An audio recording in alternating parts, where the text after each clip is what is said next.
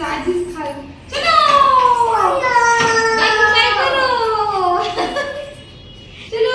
Bye. चलो मग. तर नमस्कार मंडळी, मी अपेक्षा तुमचं सर्वांचं माझ्या या मिनी ब्लॉगमध्ये खूप खूप खूप मनापासून स्वागत करते. तर आज सकाळी सकाळीच आम्ही निघालो होतो फिरायला. आता नेमकं कुठे जात होतो हे तुम्हाला पुढे व्हिडिओमध्ये समजेलच. सगळ्यात अगोदर तर घरून निघलो आणि त्याच्यानंतर आम्ही लिफ्टमध्ये चढून मेट्रो स्टेशनला गेलो आणि पेंदरवरून मेट्रोने निघलो. पेंदर टू आम्ही गेलो होतो इथं बेलापूरला आणि त्याच्यानंतर आम्ही गेलो CSTसाठी निघालो तिथून ट्रेननी. CSMTला पोहोचल्यानंतर चांगलेच उन्हाने आपली हजेरी लावली होती आणि गरमी पण व्हायला लागली होती. तिथून आम्ही निघालो होतो आझाद मैदानात. तिथं थोडंसं मार्केट होतं ते आम्हाला फिरायचं होतं. घरून काही जेवण वगैरे केलं नव्हतं, पण जेवण वगैरे मी सोबत बनवून घेऊन आले होते. आझाद मैदानावर जिथं आपलं आंदोलन होतं मराठ्यांचं, तिथं आम्ही बसलो होतो जेवणासाठी. आता ही दीदीला माहिती सांगत होते इथं मराठाचं आंदोलन वगैरे होतं. मी पण इथं आले नव्हते, पण त्यांनी आले होते इथं. तर तिथून जेवण वगैरे झाल्यानंतर समोरच जे मार्केट आहे तिथं आम्ही फिरलो. दीदीला एक खरेदी करायची होती. एका बॅगच्या 2-3 बॅगी करून आम्ही तिथून निघालो परत इंडिया गेटसाठी.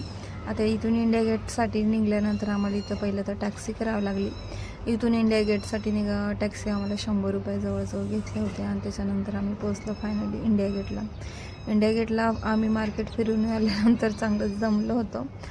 तर खूप जास्त मार्केटमध्ये चक्रा मारल्यामुळे इथे इंडिया गेटला आल्यानंतर थोडीशी एनर्जी डाऊनच झाली होती, पण तसंच फिरत होतं. आता मागच्या साईडला इंडिया गेटच्या मी पहिल्यांदाच आले होते.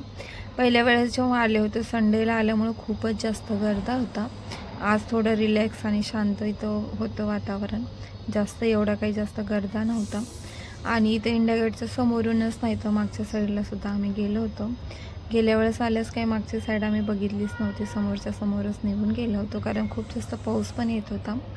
आणि तुम्ही बघू शकता किती मोठे मोठे जहाज होते इथं आणि खूप जास्त जहाजांची इथं गर्दी होती आणि बघून असं मस्त असं वाटत होतं. पण मध्ये काय बसण्याची इच्छा कोणाचीच होत नव्हती. आता दीदीला बसायचं होतं, पण धन्याला जास्त भीती वाटते म्हणून आम्ही पण काही जास्त बसलो नाही. समोरून जहाज आलं की दुसरे जहाज पण चांगलेच हलायला लागतात. तर आम्ही थोडंसं तिथं फोटो वगैरे काढले आणि समोरच आपलं ताज हॉटेल देखील बघितलं आणि आम्ही निघालो परत दुसऱ्या स्टॉपकडे जाण्यासाठी. असं वाटत होतं इथे 1-2 दिवसापूर्वी काहीतरी कार्यक्रम झाला होता, कारण इथं चांगलं मंडप, रांगोळी आणि खुर्च्यांची गर्दी होती. तर आम्ही सगळे इंडिया गेट मस्त असं बघितलं, मार्केट असं फिरलो.